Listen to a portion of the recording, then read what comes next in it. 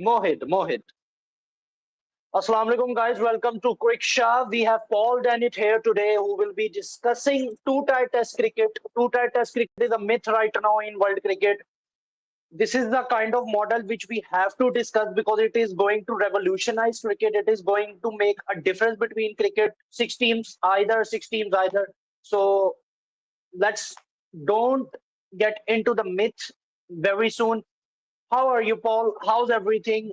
How's Australia? How's summers? How's T20s and everything else? First of all, over to you. Hey, Mohid, thanks for having me. Yeah, Australia's going good. It's winter here, but the cricket is on because up in the north it's about 3,000 kilometres away from Sydney and Melbourne, up in Darwin, where it's warm all year round, and it's there an opportunity for a bit of cricket to satisfy our bilateral obligations. So yeah, it's been good seeing some good crowds up there in Darwin and seeing a pretty good competitive series between Australia and South Africa. Yeah, it's been good. Yeah, it was very good. We saw Donald Bravis as well, Tim David as well. We will come to that, but Paul, the main topic today is two-tier test cricket. You have been a lot vocal about it. I have seen you on your Instagram. You have been talking about this topic much, and you have been uh, telling that what kind of impact it can create to world cricket. So, Paul, just tell me, how do you look at it? Like we have recently read that six teams will be differentiated, a tier one and tier two, and most likely the ranking system will come in top six ranking teams and now below ranking six teams. But recently, when England lost, they started to crying that two-tier test cricket shouldn't be because England don't play on results. They can be thrown onto the second tier, and it can be a huge embarrassment for England. So there are a lot to talk about. First of all, how do you look at this system? How do you look at this model? That what impact it will gonna create in world cricket, and how do you want to be it? Like, do you want 10 teams in one tier? Do you want 8 teams in one tier? What is the formation you are looking into your mind? I want to know from you. Well, I'm not convinced that two-tier is the right way to go, but I'm open to it. And I think it is a sort of a crossroads in Test cricket history right now. The sad thing is that I think the product of Test cricket is better than it has ever been. I think that if you tune into the Test matches, the speed at which they're played, the entertainment is higher, certainly of a higher quality than I remember when I was a kid in the 80s and the 90s, when so many games would dwindle into draws and there was just, it was a hard sell. Now it really, at its best, it really is fantastic. But you do have the problem that Australia, India, and England make money off Test cricket. Every other country loses money off Test cricket. And it's not as though these countries always have a lot of money to throw around. No one likes losing money. And the other thing that's happening is that as players are signing up to play in T20 leagues all around the world, and good on them, it becomes harder and harder for other nations to be competitive at Test level. So not only are they losing money, but they are losing Test matches. So who wants to fork out a whole lot of money to play a Test match where not many people are watching on TV or at the ground? You're not necessarily winning, and you're burning up money. So one of the solutions is to say, let's make it into two tiers. And the problem with this is that I think there's a degree of selfishness around it. And putting on an Australian hat, every summer in Australia, we kind of go in a 4-year cycle. When England come here and when India come here, we make a lot of money, and the television rights sell for a huge amount of money. But the other 2 years, it's a harder sell, and cricket is more popular in Australia than it is in England or in South Africa or New Zealand, but it's less popular in Australia than it is in India and Pakistan.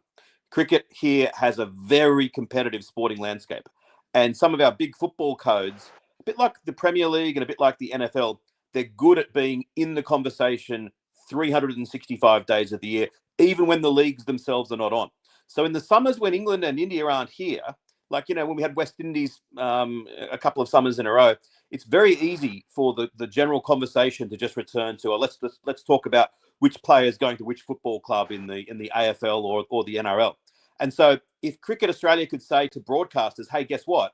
Instead of it being a 4-year cycle, it's now going to be a 3-year cycle, and that India will be here and England will be here 2 years out of 3.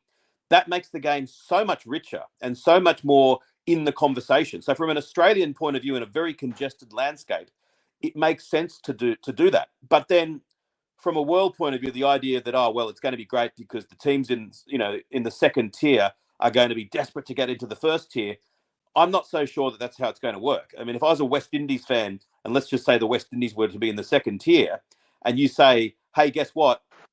Now Test cricket's going to continue and you're already struggling, but you're no longer going to be playing India. You're no longer going to be playing England. You're no longer going to be playing Australia or probably South Africa. It's sort of endless series against Bangladesh or Sri Lanka or Ireland or whomever. I think that's going to be even less popular. So, I'm not convinced that a 2-tier approach is the right approach, but also when I look forward in 10 years' time, I think no matter what they do, I find it hard to see Test cricket flourishing in more than a handful of nations. And any suggestions that I would make for them to change that, which I have got suggestions, they're probably in the real world a little bit naive, and they're just probably not going to happen. So what are your suggestions? Can you tell me about this? Yeah, I think firstly what they should do is just say, hey, Test cricket is not something that we need to save because it's an endangered species and it's cute and it's quaint. Let's save it because it's still objectively, when it's done well, it is a fantastic form of sport. That to have the level of entertainment that can go for 5 days, it's not everyone's cup of tea, but it's enough of a cup of tea for everyone that it is worth persisting with. So what I would like to see them do is to say, first of all, for a nation like the West Indies, your players who are wanting to play in T20 leagues around the world, of course they are. You'd be mad not to, because you're going to earn life-changing amounts of money that you're just not going to earn playing for the West Indies. So for a start, accept the reality of that. Let's get some windows where Test cricket is played and it's only played, and ensure that these players, when the Test cricket windows are on, that the equivalence of, I know he's retired now, but let's talk of Chris Gale, that in his era, that we could say, hey, Chris, for the next 8 weeks, there is no T20 league anywhere in the world. If you want to play in the IPL and whatever else, you have to be available for this test opportunity now, and you're going to get paid good money for it. We will ensure that you're going to be well remunerated. So suddenly, the West Indies team will be the best of the West Indies. Last month, when Australia beat the West Indies 3-0, West Indies had chances in all 3 test matches. If you could take out 4 or 5 of their weaker players and put in players like Nicholas Pooran and others, they might well have beaten Australia or gone very close. The talent is still there. So if they got a financial injection and an improved player availability, I think that could be something that is significant. I also think that pitches need to be mandated to be entertaining, and I've been very critical. Just like we saw in the Anderson Tendulkar Trophy. Well, even those, they were pretty good. They weren't as good as some England pitches I've seen in the past, but they were good enough. The ones I've got concerns over are when sides deliberately slow the pitch down to try to get a result. And, the Sri Lanka series, Australia recently toured Sri Lanka. I think that the pitches there weren't as conducive as they could have been to good cricket. The crazy thing was, that series was one of the very few series ever in Australia outside of the Ashes where a television network, a free-to-air big television network, showed it. Channel 7 made the decision to bid for, and they showed that series. And the ratings were superb. That 2 of those sessions were in the top 100 shows on Australian TV in the first 6 months of the year. Not just sport, everything. So those 2, but the cricket itself was a boring series because the pitches were so flat. Had those pitches been as they should have been, then it would have been so much more entertaining. I'd say the same with Pakistan, that too often Pakistan produce pitches that are not conducive to what Test cricket should be. And I would love to see Australia say, look what happened with Australia and India. Before 2001, Australia-India relationship, the rivalry wasn't so big. And then it has just gone through the roof. The Australia-Pakistan rivalry could follow that if we sort of said, okay, let's really work to ensure that this rivalry is nurtured, it could go down that same path. You could have, if you had really bouncy, fast pitches in Pakistan, people in Australia would watch it if it was on free to air and say, hey, next time Australia's in Pakistan, I'm going to go and tour Pakistan, and you'll see Australians in the crowd. And, but these are the sorts of things that I say them and I love them, but I just think I'm being naive. I just don't see it really ever going down that path. Hence, the two-tier system possibly has a level of pragmatism, but I don't love it. You don't love two-test cricket. I get your point, but I think, Paul, if we look at the stakeholders like JSHA, the ICC, they are doing effort to bring Test cricket alive because Test cricket is more valuable and more money-making product if we see England versus Australia, if we see India versus Australia. Recently, Anderson Tendulkar Trophy also made records. You are an expert of broadcasting. You know how the digital stuff works. The recent Anderson Tendulkar Trophy gained the most concurrent viewers live on a digital platform, Geo Hotstar, in India. So, if we look at that kind of point of view, and the World Test Championship final, you got the numbers of broadcasting. South Africa and Australia were playing. The two test playing nations who don't extract a lot of amount of broadcasting revenue, in my opinion, because the time zone was fluctuating. It was 3 p.m. in Pakistan and it was like around about midnight in Australia. So it was difficult for Australians to cover that World Test Championship final. It was ideal for South Africans, but South Africans don't extract that amount of broadcasting. So how do you look at it from this canvas? If ICC is doing some kind of effort, if ICC is doing some kind of we can say harmony, what can you see after 5 years if ICC can build a strong core, a strong build of relationships? I just let Pakistan out. If someone is not playing good cricket, they don't deserve to get broadcast or they don't deserve to get numbers. But if you see at the numbers point of view, I think Test cricket has still pretty much to offer as a money making product as well. Yeah, and I think that, again, I preface this by saying I could sound naive, but I think that Test cricket, there's no reason that it only has to be Australia, England, and India for the rivalry to be big. West Indies wasn't that long ago that they were the biggest ticket in town. And if some nurturing was put in, I could foresee a future where India were touring West Indies and the ratings would be huge there, because if West Indies were suddenly back to somewhere where they had once been, then that could happen. And I suppose the challenge is going to be when it's matches not involving the so-called big three. That how are we going to have a really big splash made of, I don't know, Sri Lanka versus West Indies? But I think that if you lift it and if you put the money aside and show the love, then it can all rise. And as I said, I think that the product of Test cricket now is better than it has ever been. Certainly in my lifetime. And so, yeah, I think it has the potential, but I don't know. I just don't see where it's going to go. Okay, Paul, it's kind of sad and it's kind of disappointing because Test cricket is one of those formats, one of those beautiful formats. It's another sport. It has every emotion. When you watch a Test match, you watch BGT, Paul. I think ball by ball, you cover all five tests. How emotional it was! Like it was a pure emotion. It was a pure roller coaster. It was a pure gem of cricket, the real cricket we know. One ball is going leaving, one ball is driving on the up. The crowds are there, the environment is there. So it's very sad and disappointing that Test cricket will go down to this kind of format. And let's come to another topic as well. Champions T20 League. Have you heard about it? I think you have heard about it. The Champions T20 League. If this league gets inaugurated, so Paul, international cricket is going to be only minus two World Cups and World Test Championship finals or big Test series. International bilateral cricket will get demolished if a Champions T20 league gets inaugurated.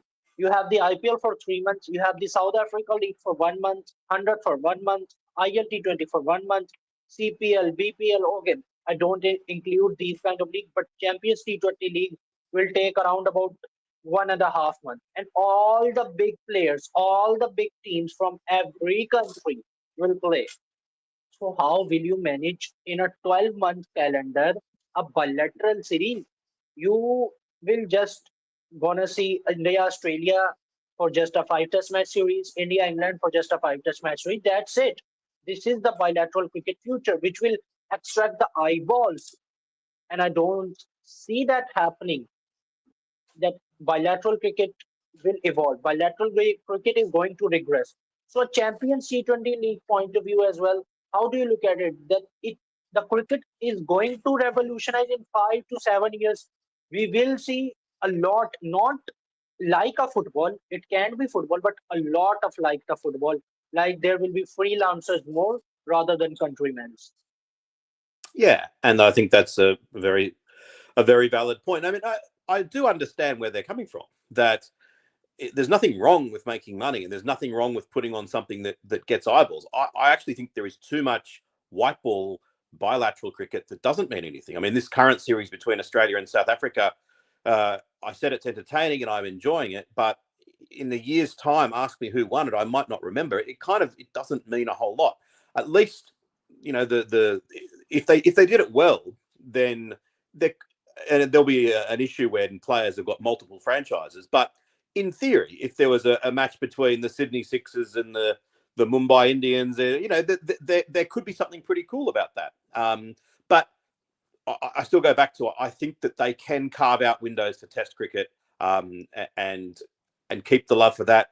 And I just think, even though short term, yeah, if it's just Australia, England, India primarily, that's great for the money. After a while, I just think it's got to be bigger than that. I just don't think just three nations can really prop it up. And I think that's where Pakistan, South Africa, West Indies, New Zealand, especially, that we've got to find a way to make Test matches involving those nations and not involving Australia, England, and India, get shown the due respect and due love. And I think that paying the players more, creating windows so that all the players can be available, ensuring good pitches, those sorts of things, I could see a way to it working. But yeah, I mean, whether the two-tier system or not is the solution, I'll be interested to see what the actual proposal is. But the notion that, oh, well, the teams from 7 to 12 are going to be desperate to do everything they can such that in 2 years' time they can get back into the top six.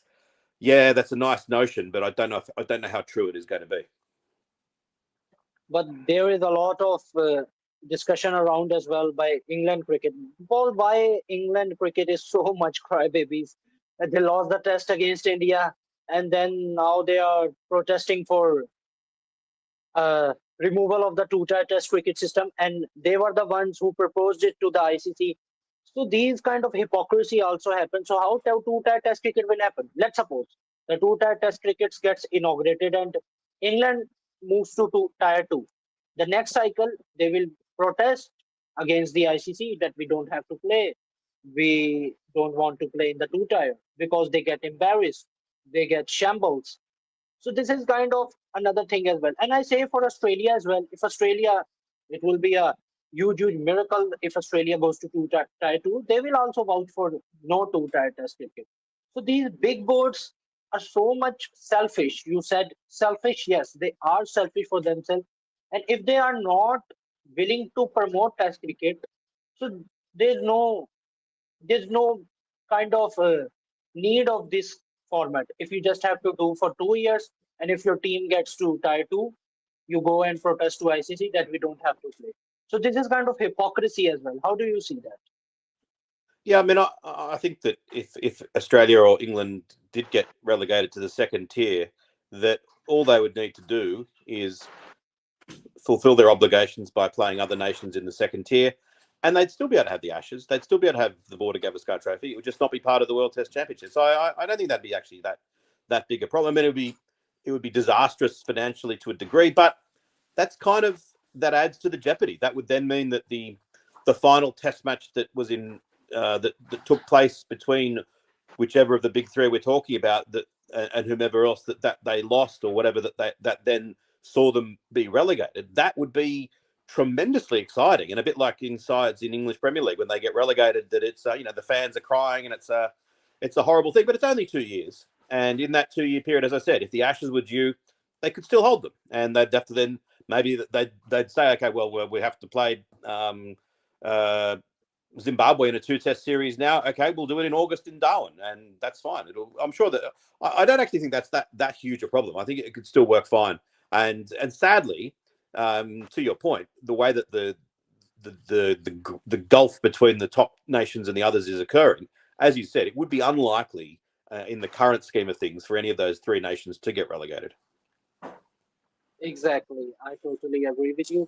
And I think for cricket and for the cricket revival and for the cricket we can say promotion of test cricket, it is important to test cricket because it will create competition, it will create excitement, and it will create a moment where everyone will watch test cricket interestingly and they will take it seriously. Just like we saw Pakistan is playing only two tests here.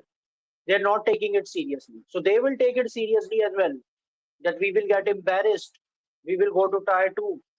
It depends on the nations as well, but it will be interesting. Paul, just let's come to the Ashes. I have to talk about it. It's a lot of, I think it's a whole culture or a whole festival of 1.5 months where you all just go on English media, Australian media, the hype, the buzz, the players, the both sides interviews, the press conferences, the sledging, everything is there. Ashes is a phenomenon. And we saw the Border Gavaskar Trophy as well. I'm not comparing it, but why do Ashes is more richer and why do Ashes is more eyeballs crafting model as compared to the BGT? Because BGT we saw the competition. When Australia go to India, we saw competition. When India comes to Australia, we saw competition. Australia finally won after 10 years the Border Gavaskar Trophy. But in Ashes, it's a bit of one-sided. In Australia, Australia is dominating. In England, it's a draw. So how do you see that? From that perspective, from that point of view, why Ashes is still a more richer and more cultural and more pride series for Australian cricket and England cricket rather than the BGT, which creates competition. And how do you look at it, this Ashes? Well, it's just the history that you know. The history is a living thing. That you go back well before even the start of Test cricket, way back to 1861, when the Australia was a very much a forgotten set of colonies at the bottom of the world, and an English cricket side toured here, and it took them 8 weeks to get here by boat. For the Australian people, it was like someone has noticed us, and the crowds were huge, the interest was huge, and it just kick-started the sport. And then a few generations later, a generation later, when Australia beat England a couple of times in England, up till then, everyone in England just assumed that they were the best by miles. To suddenly get beaten, suddenly there was a rivalry, and then it just became back and forth.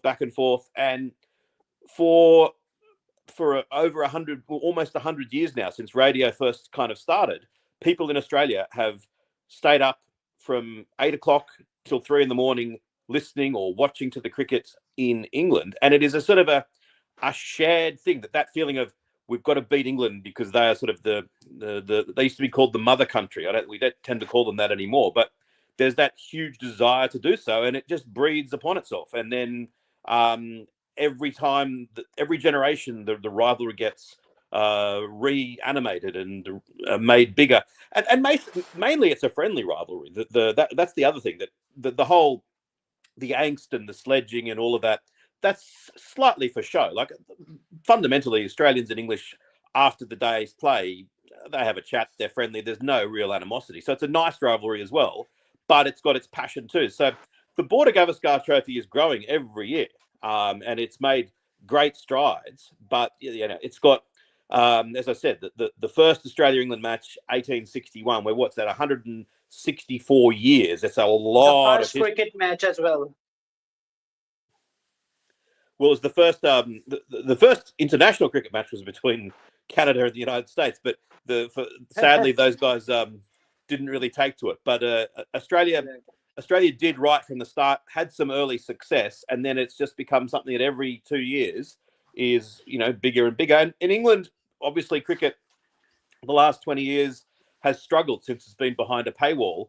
And often now it really only is the Ashes. And I'd say this last England-India series where the mainstream of England kind of get involved. It's bigger in Australia, and the desire to beat England is it's hardwired into our DNA. That's great, and we are all looking up to it. It will be my first Ashes as a professional content creator, as a cricket correspondent. I will be covering it because my mates are from Australia. They forced me because I covered BGT, because I cover Pakistan Indian cricket regularly. Both audiences are on my channel, but he forced me that if you don't cover this series, you will be in regret. That too in Australia, because Ashes craze is in Australia rather than more England. Because in Australia you see the crowds, you see everything. I know it's a one-sided competition, but this time this England, I have little bit of hope that this time they can bring something to it. They will Yeah, I think not so. like a 5-0, now 4-0. So I am covering as a professional content creator 5 tests ball by ball. I will be taking insights from the great Paul Dennett as well. But Paul, how do you look at this series? Australia versus England, both sides. If you see from this current point of view, because both teams don't have to play any kind of test now, they will be going straight to November against each other. How do you look Australian cricket right now versus England cricket on the paper? Yeah, it's going to be intriguing. I mean, one of the great things as well is that 4 years ago, because of COVID, the England fans weren't able to come here. And so there's a massive influx of England spectators that are going to be here as well, and they will add tremendously to the atmosphere.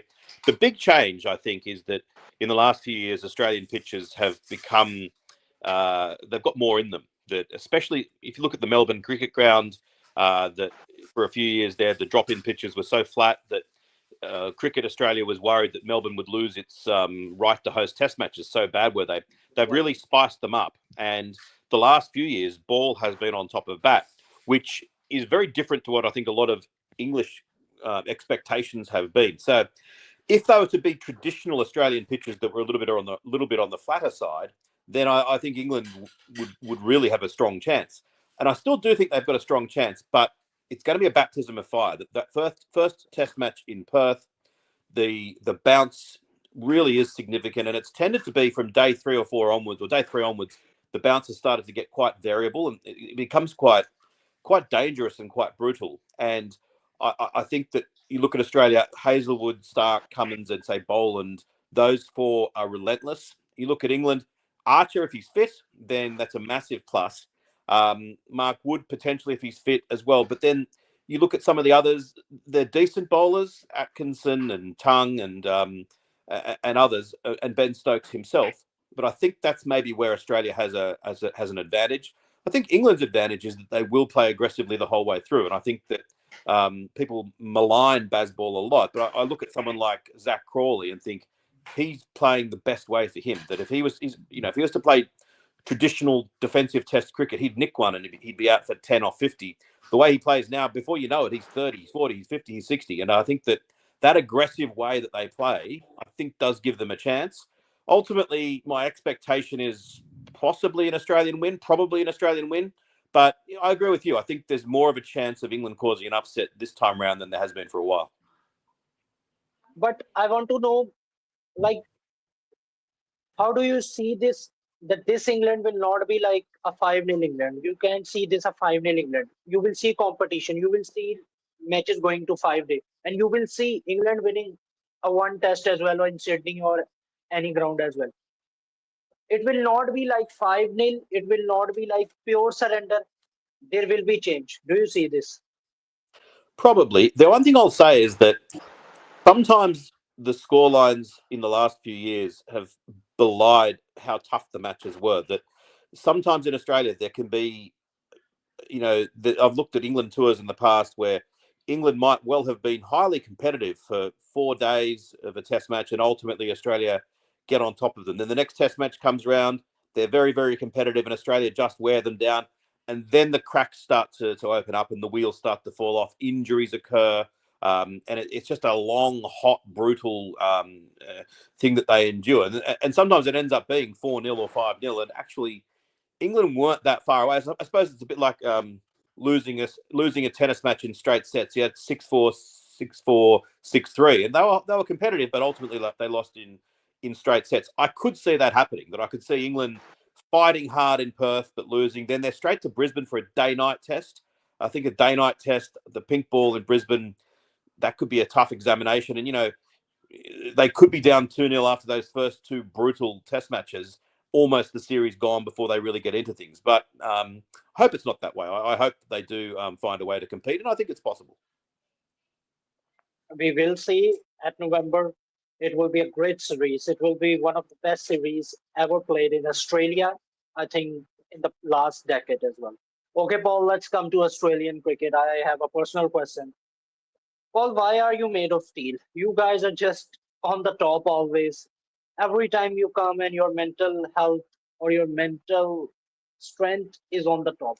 Paul, I want to know personally that why Australian cricket is so much tough, so much mentally tough. Let's give you an example. 2023 World Cup final. India was totally dominating that World Cup. You saw that they were relentless. They had no weaknesses. They were on the top. They even analysts like us, even pundits, cricket pundits like us, see India just going and winning that World Cup. India were so good in that World Cup, and we just saw and manifested. Everyone manifested that India will lift that trophy on 19 November 2023. Australia were a bit of a struggling type of team, not a struggling type like last ball thrillers were there. They won with a one leg Maxwell Afghanistan thing, miraculous win. They won against South Africa with just 2 wickets remaining. They won against New Zealand on the last ball where Mitchell Stark bowled. So Australia were like, okay, we got to that final on last ball. We are not like India that we are dominating that whole World Cup. 150,000 people. If there were any other team in the current world existed, India would have won that World Cup. Why those Australian 11 boys freak that out, snatch that Indian glory, that Rohit Sharma specifically just wanted one thing in his career, a World Cup. How they snatched it. Like why they are so much mentally tough, why they are so much mentally strengthened up that against India, a very good team where they lost in the group stage. You remember when they out got 3 wickets early up, but Virat Kohli scored a good position. They were in a good position, but Virat Kohli snatched that away from Australia. But how at Ahmedabad at Narendra Modi Stadium at 2023, how they were too mentally strong against that kind of crowd, a sea of blue, 150,000. Like how it is, like it's the culture, it's the upbringing. I just want to know the formula, what drives them. Well, I think firstly we are a sports obsessed nation. You go to any Australian primary school, and you wouldn't know who the best at maths was or who the best at science was. Those kids, they're kind of forgotten. It's like, yeah, Bob here has been best at maths, but who cares about that? Freddie scored 2 goals at soccer yesterday. Let's give Freddie and you go after school, kids all playing sport. We have sport absolute obsession with it, in a way that I don't know other countries have that same sort of that level of fanaticism about it. And it's just like it's hardwired in that we care about sport immensely. That's number one. Number two, I think that we've got a good climate. We economically have a lot of wealth, and so that transfers, that kids can play whatever sport they want by and large. And then the culture, especially in cricket, is a very hard culture. That you hear people talk about the difference between playing club cricket in England and club cricket in Australia. Club cricket in England tends to be, well bowled, and let's have some nice scones at afternoon tea, and let's have a beer together after the game, and that was fun. club cricket in Australia, it's Bruce, like, I'm going to bowl a bouncer, I'm going to try and smack you in the head, and there's sledging, it's not all that pleasant. It's very, very determined. And the final thing is that when Australia Like had a Paul, sorry to interrupt you. Like, how does it come from? You saw that a 13-year-old kid is like, I will bowl a bouncer, I will bowl a yorker, I will come in and hit your pads. Like, how does it come? It can come when you are born. You are don't born with this mindset. You have to build it. Like how it is from the coaches, it is from the parents, it is from the culture, or you are like this. This is your lifestyle. This is Australia's lifestyle in every day. yeah, I don't know. I think it's just that um, those that persist with cricket beyond playing it as a 10-year-old or 11-year-old or 12-year-old, if they keep on playing, there's just a hardness to it that is, I don't know. It's almost like, Who creates that hardness? I think it's the conditions that who wants to stand around for 6 hours in brutal heat on a Saturday and not be good. It's like, if you're not good at it, if you're not competitive, you give it up. And so those that keep on playing it, I don't know. There just seems to be a, um, you know, the grade cricket in particular in the big cities has, for sort of a. I think those that play it and keep on playing it are doing so because they want to win. And so maybe it's a sort of it's a funnel that creates that effect. But the other thing is, it's very professional, and that's what Australia used to be. That in the 80s, Australia had its worst period ever, and they said, that's it, we're going to get professional. And I think that ever since then, they have ensured that standards are higher. Like even now, I think you ever look at the Australian side and look at the worst three or four fielders and compare them to the worst three or four fielders in any other side. The Australians will always compare pretty favourably. That even, someone like Josh Hazlewood, who doesn't look a particularly natural fielder, he's reliable because he's been worked so hard into doing it. I don't know, pick someone random, I don't know, Akash Deep or Prasid Krishna. I don't think that they're quite at that same level. I think that there's a level of professionalism as well, and A but level of I think, honesty with themselves. yeah, maybe, but I think that the economic side of it needs to not be undervalued. That also, cricket in England, South Africa, and New Zealand, as I said before, it's not as popular as cricket is in Australia. And then you're comparing in Australia with nations like India, Pakistan, where Australia, frankly, is just a wealthier nation. That you look at GDP per capita, there is a huge disparity, and so that's starting to change. India's getting richer all the time, and you can see the results starting to occur. That there's the money flows in, and the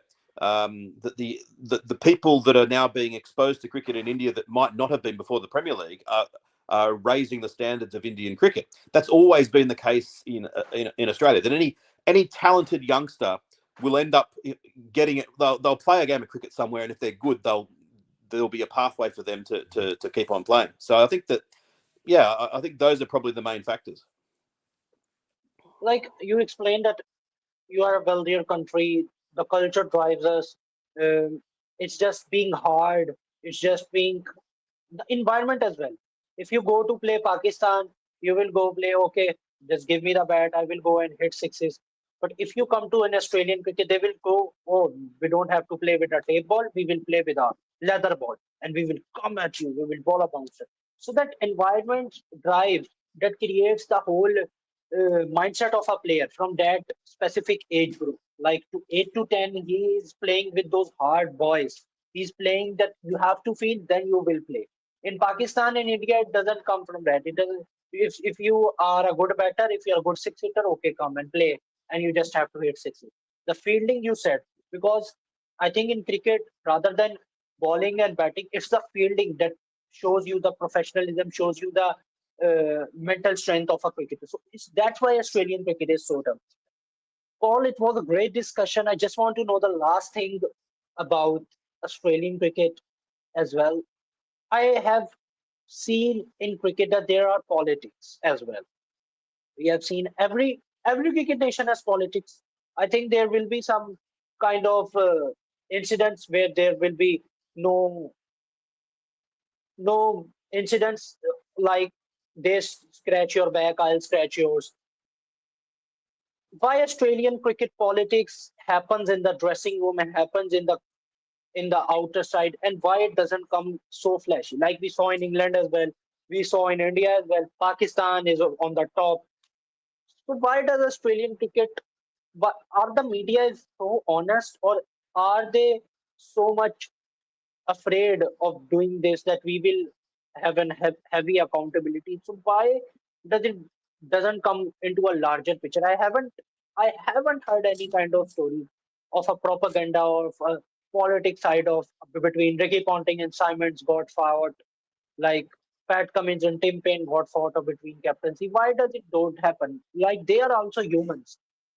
They can have also misconception. They can also uh, difference of opinions. So how how they process it, I want to know from this.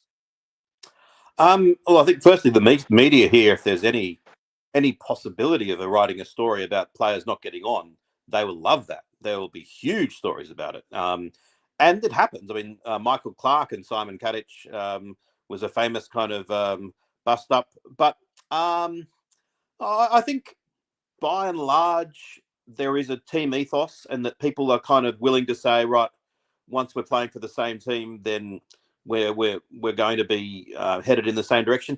I think traditionally a lot of cricketers have been fairly similar in that they are, you ask them what their interests are away from cricket, and it tends to be golf, um, horse racing, having a beer. Like they often tend to be fairly similarly minded.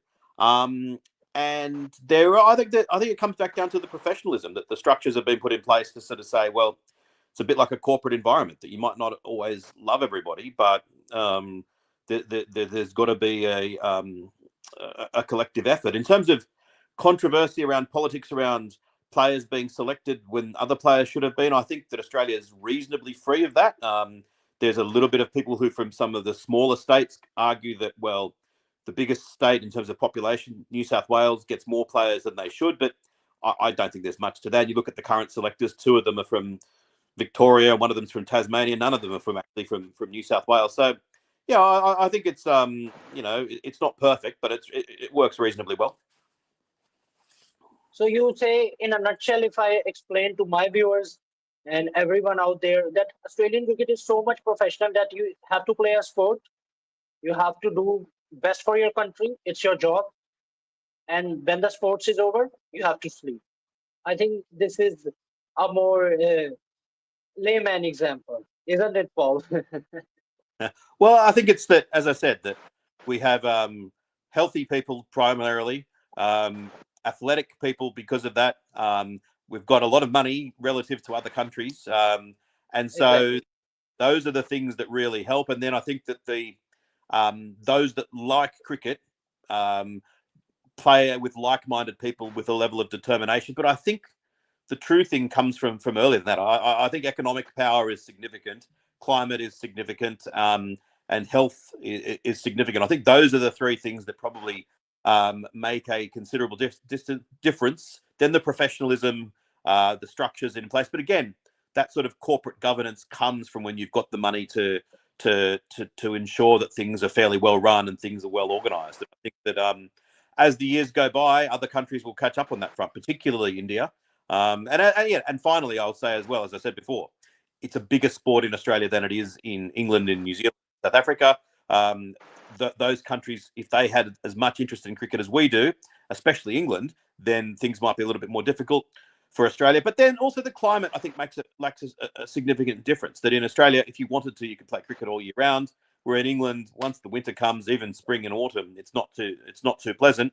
So you're then left with comparing Australia to India and Pakistan and Sri Lanka. And as I said, without wanting to sound vulgar about it, I think that economic power makes a significant difference. That if you've got an affluent society, then that's going to flow through to a more successful sporting teams.